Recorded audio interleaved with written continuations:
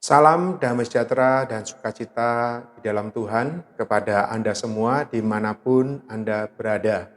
Mari kita melanjutkan pembahasan mengenai kristalisasi kitab Ayub, Amsal, Pengkhotbah, berita yang keempat dengan judul Ayub dan Dua Pohon.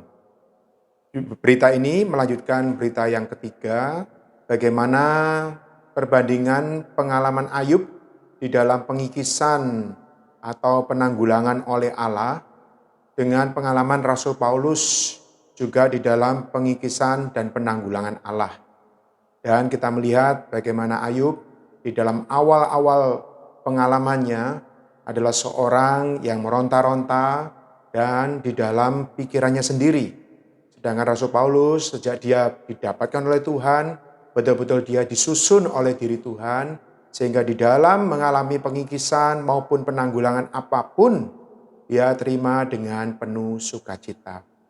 Dua pengalaman ini mengantar kepada kita mengenai judul yaitu Ayub dan Dua Pohon.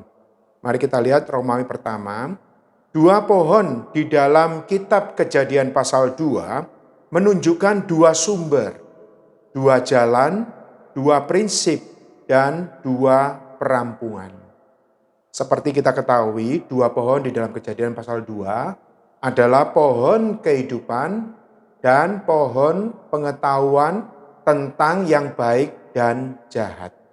Ternyata saudara-saudari, dua pohon ini bukan sekedar ada saat itu, melainkan berkembang meluas sampai kepada puncaknya.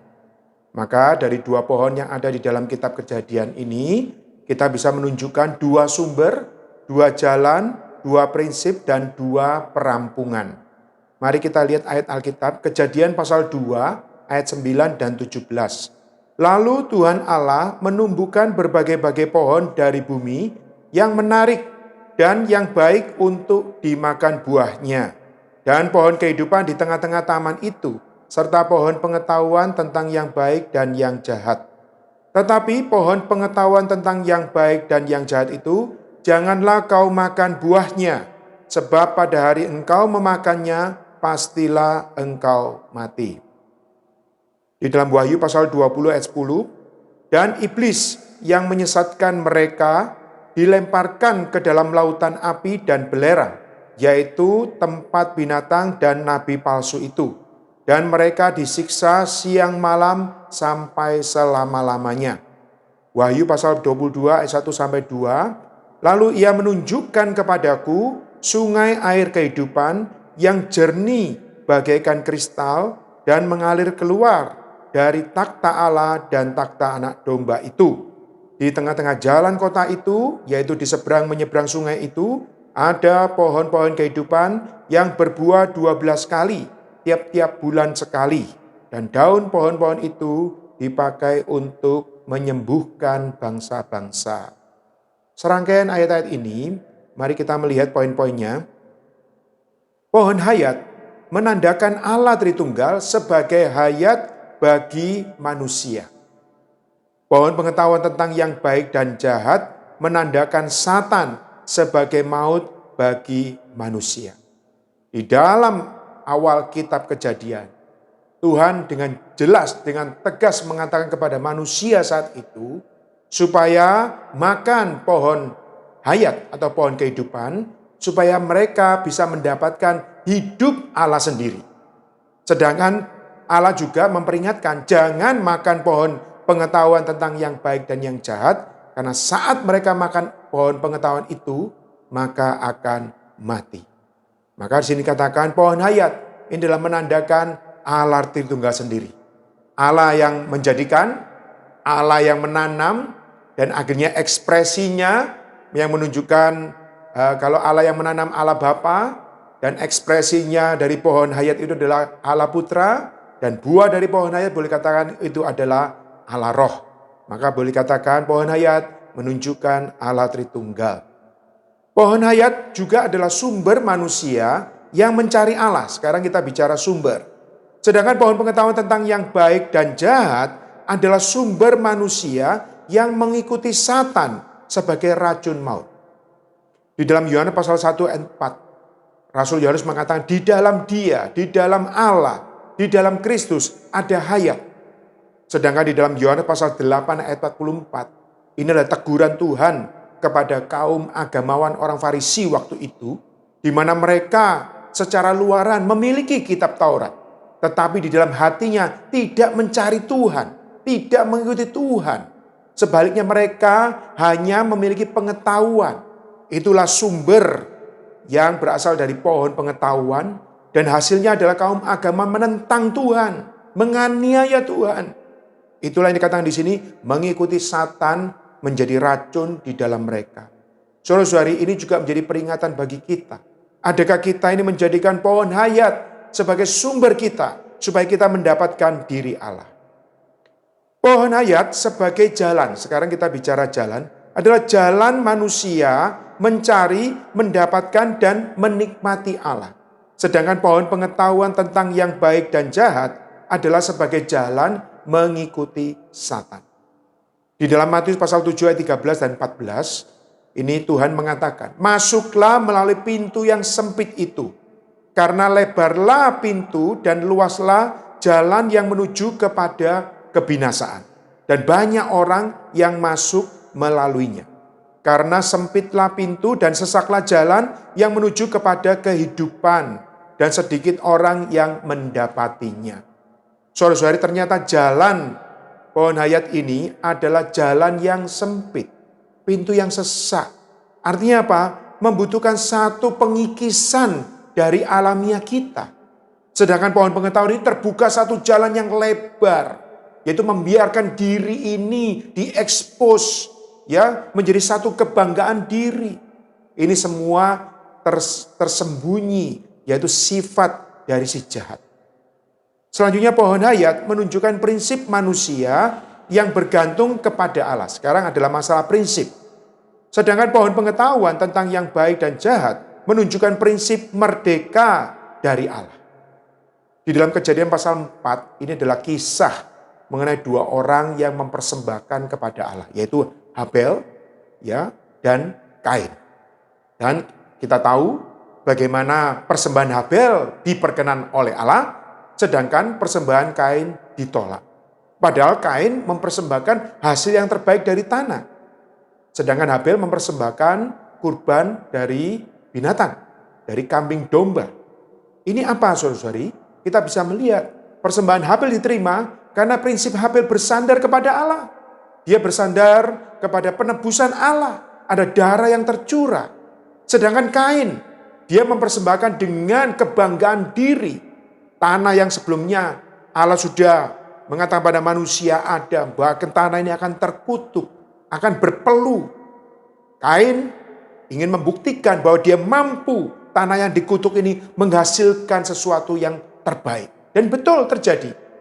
Tetapi dengan kekuatan manusia menghasilkan yang terbaik, tetapi tidak diperkenan oleh Allah.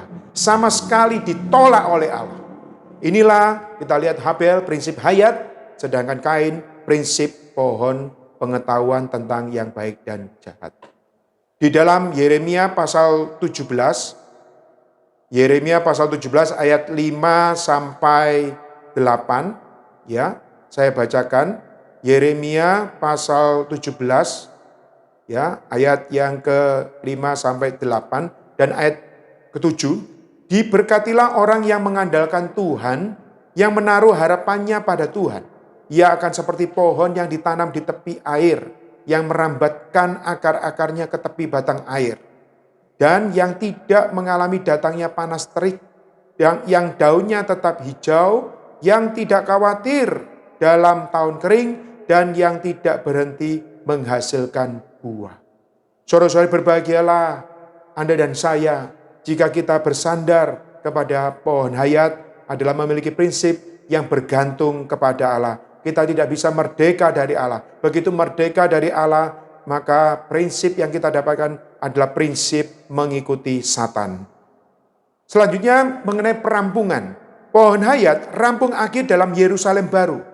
Sedangkan pohon pengetahuan tentang yang baik dan yang jahat rampung akhir di dalam telaga api. Saudara-saudari, Semoga Anda dan saya masuk di dalam garis pohon hayat. Di sepanjang Alkitab ada sejumlah orang yang bersandar kepada Allah, yang dipakai oleh Allah. Mereka adalah di dalam garis hayat. Ada Habel, ada Henok, ada Musa, ada Elia, ya, yang dalam perjanjian baru ada Rasul Petrus, Paulus, sampai terakhir ada Rasul Yohanes. Juga ada garis dalam pohon pengetahuan. Itu dimulai dari Kain, Lamek, juga Nimrod, Raja Saul, ya, Absalom, yang juga dalam perjanjian baru Anania, Safira, ya, orang-orang pemberontak, ya, yang pernah mengikuti Rasul Paulus lalu mereka memberontak, dan akhirnya juga adalah para antikristus yang semuanya akhirnya dilemparkan ke dalam telaga api. Mari kita lihat poin yang kedua. Allah menghendaki memiliki seorang Ayub dalam garis pohon hayat.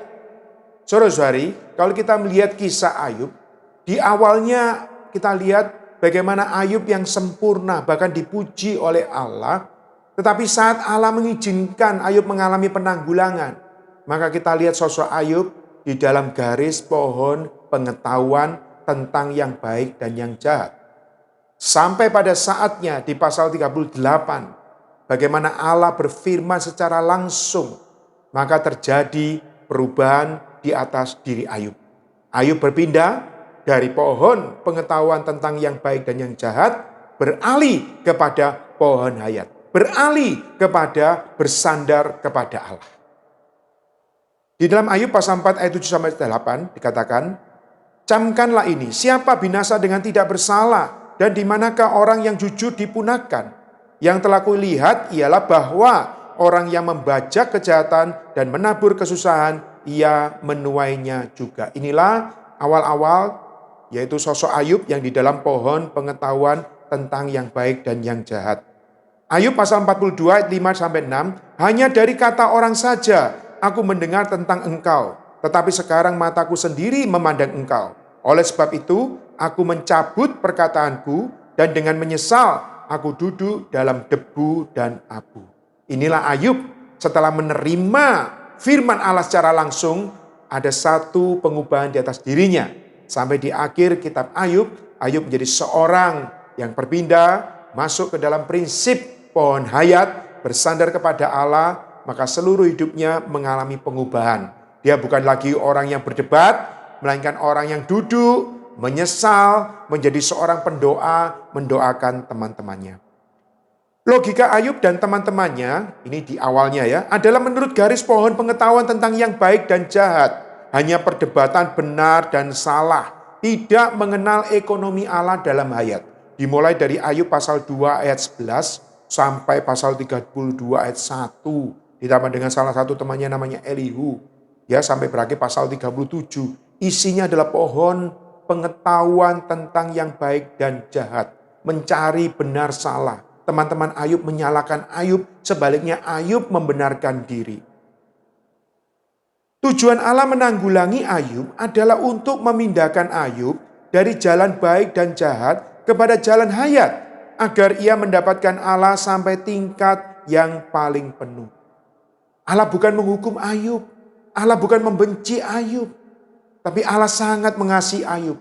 Dan di dalam belas kasihan Allah ini, tak lain ingin membawa Ayub supaya menjadi bejana yang terbuka, menampung diri Allah, bukan membenarkan diri atau mempertahankan kebenaran dirinya di hadapan teman-temannya ataupun di hadapan Allah.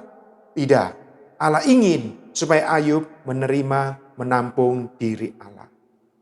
Karena itu saudara-saudari, kita memerlukan visi tentang pohon hayat yang adalah Allah Tritunggal di dalam Kristus untuk menyalurkan dirinya ke dalam umat pilihannya menjadi pusat segala sesuatu. Pohon hayat hari ini adalah pusat hubungan Allah dengan manusia, adalah pusat pergerakan Allah di dalam alam semesta ini. Allah mau bekerja berdasarkan prinsip pohon hayat. Yaitu apa? Allah ingin menyalurkan dirinya ke dalam manusia ciptaannya, agar manusia ini menjadi manusia Allah. Manusia yang bersatu, diisi oleh diri Allah. Inilah prinsip di dalam Allah bekerja di dalam manusia. Di dalam Yohanes pasal 1 ayat 4, di dalam dia ada hayat. Sampai di pasal 15. Kalau kita tinggal di dalam Kristus sebagai pokok anggur, kita akan menjadi carang yang berbuah. Ya, dan di dalam Injil Yohanes dijelaskan bahwa Kristus yang disajikan di sana adalah Kristus sebagai hayat, sebagai terang, sebagai makanan, sebagai kuasa kebangkitan. Ya, dan Kristus sebagai air hayat yang memuaskan kita. Karena itu mari kita lanjutkan yang ketiga. Setiap kaum beriman sejati merupakan miniatur Taman Eden. Allah sebagai pohon hayat di dalam roh, Satan sebagai pohon pengetahuan tentang yang baik dan jahat di dalam daging. Sekarang kita melihat bahwa peristiwa Taman Eden tidak lagi peristiwa sejarah, tapi ternyata menjadi satu peristiwa yang langsung terjadi di dalam hidup kita. Di dalam Roma pasal 7 ayat 23-24, tetapi di dalam anggota-anggota tubuhku, aku melihat hukum lain yang berjuang melawan hukum akal budiku. Dan membuat aku menjadi tawanan hukum dosa yang ada di dalam anggota-anggota tubuhku. Aku manusia celaka, siapakah yang akan melepaskan aku dari tubuh maut ini? Ini adalah menunjukkan bahwa di dalam akal budi, dalam pikiran, ini boleh katakan adalah manusia, ya, mewakili manusia. Lalu di dalam anggota tubuh, ini mengacu pada daging, ada hukum dosa. Ini adalah adanya dosa, oknum dosa, ini adalah oknum si jahat. Maka diakhiri dengan aku manusia celaka.